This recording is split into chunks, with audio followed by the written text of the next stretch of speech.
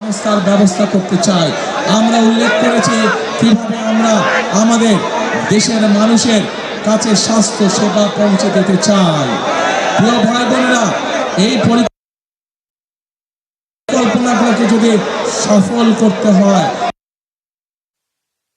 তাহলে আজকে ধানের শীষের পক্ষে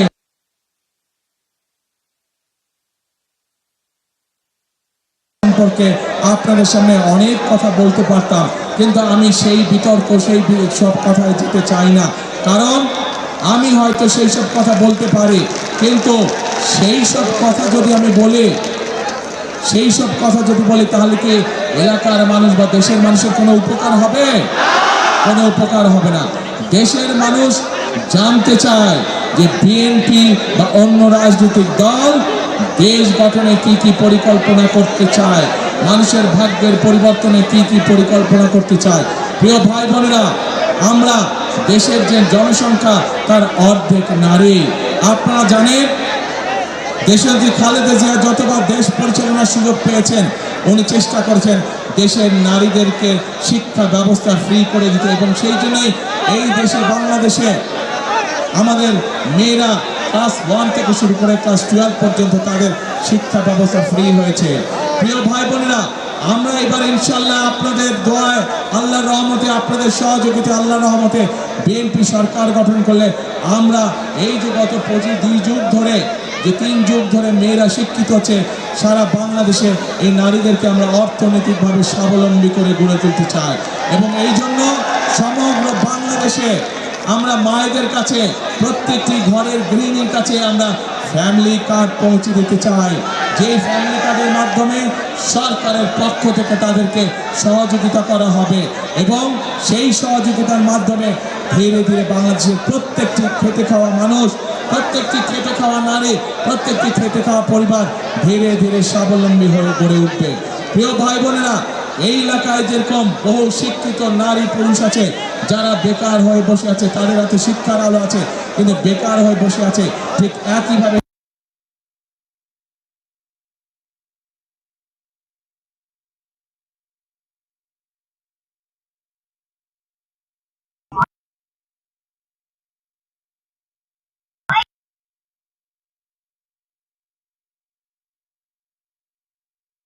মেয়েদেরকে আমরা ভাষা শিক্ষা সহ বিভিন্ন বিষয়ে ট্রেনিং দিতে চাই, যার মাধ্যমে তারা হয় নিজের ব্যবসা বাণিজ্য শুরু করতে পারবে অথবা বিদেশে কর্মসংস্থান ব্যবস্থা করে বিদেশে যেতে পারবে। প্রিয় ভাই বোনেরা, যারা বিদেশে যায়, আমাদের ছেলেরা যারা বিদেশে যায়, আমরা দেখেছি অনেক দুস্থ পরিবার জমি জমা করে বিক্রি করে বিদেশে যায়। আমরা সিদ্ধান্ত গ্রহণ করে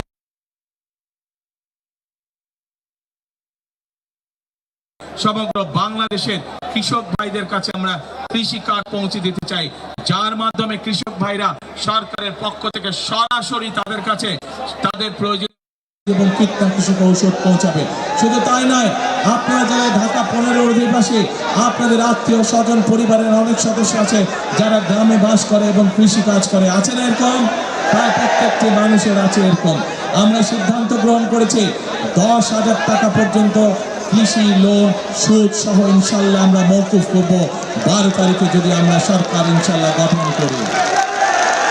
প্রিয় ভাই বোনেরা, এই এলাকায় মানুষের চিকিৎসা সুবিধার জন্য এই এলাকার সন্তান মিল্টনকে যেমন আমরা ধানের শীষের প্রার্থী ঘোষণা করেছি, মিল্টন একটু আগে তার বক্তব্যে বলেছে যে এই এলাকার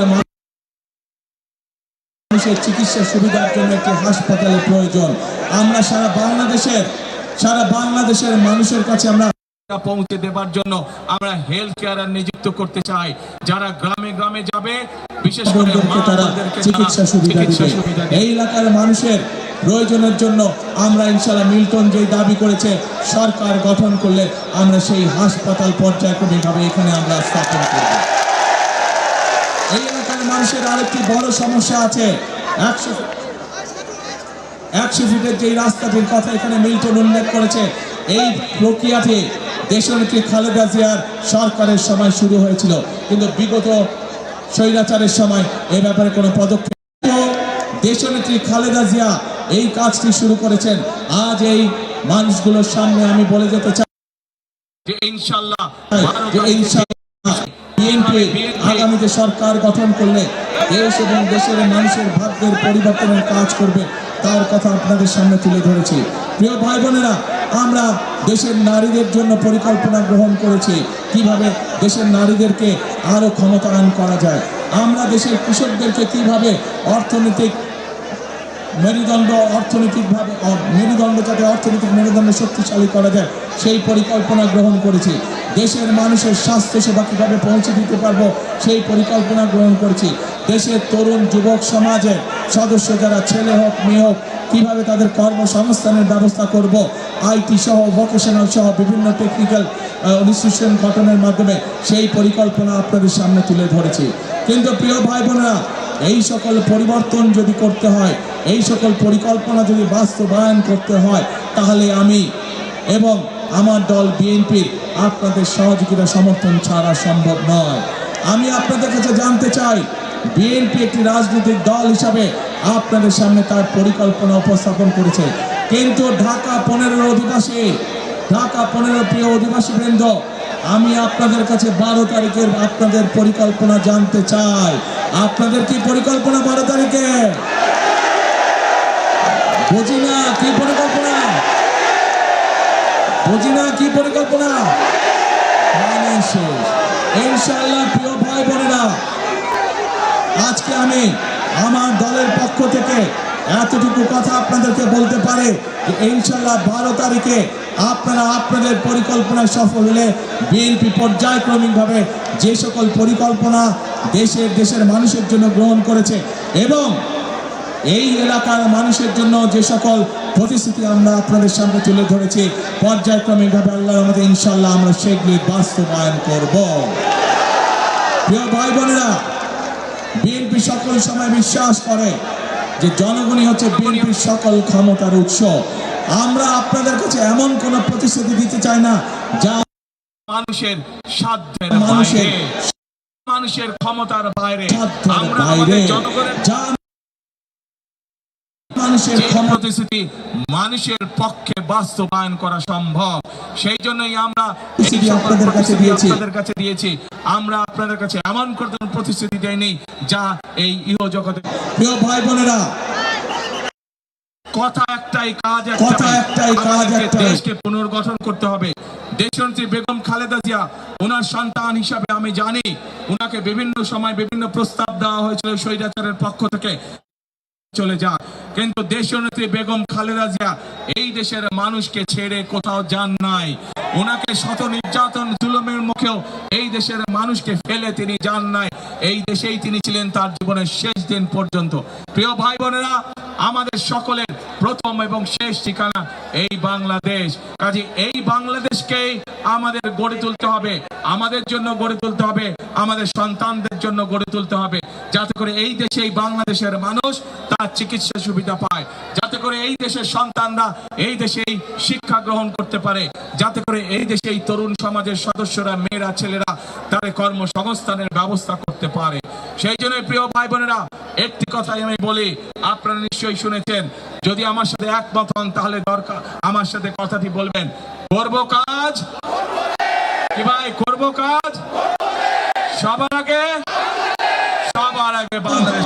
আমরা শহীদদের যে প্রত্যাশিত বাংলাদেশ, আমরা আমাদের যে প্রত্যাশিত বাংলাদেশ 12 তারিখের পরে 13 তারিখ থেকে 12 তারিখের ধানের শীষকে বিজয় করার মাধ্যমে ইনশাআল্লাহ 13 তারিখ থেকে আমরা সেই কাজে হাত দেব।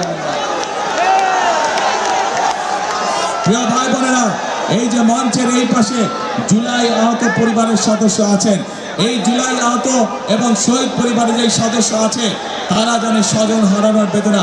আসুন আমরা জুলাই শহীদদের প্রতি সম্মান দেখিয়ে তাদের জীবন আসুন আমরা সেই প্রত্যাশিত বাংলাদেশ গঠনের জন্য সামনে দিকে এগিয়ে দিয়ে যাই। ভাই এগুলি রাখো, প্রিয় ভাই বোনেরা, কথা একটাই, বিএনপি বিশ্বাস করে জনগণই হচ্ছে বিএনপির সফলতার উৎস। সেজন্যই আমরা বলি করব কাজ, গর্ব দেশ, সবার আগে বাংলাদেশ। আল্লাহ হাফেজ। বাংলাদেশ জিন্দাবাদ। বাংলাদেশ জাতীয়তাবাদী জিন্দাবাদ। আসসালামু আলাইকুম। আসসালামু আলাইকুম।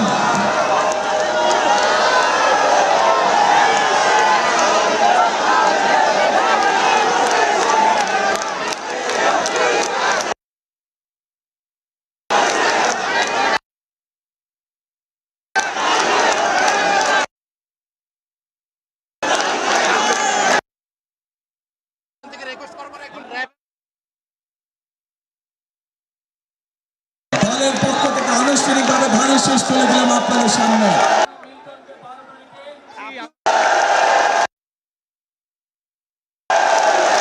আপনারা মিল্টনকে 12 তারিখ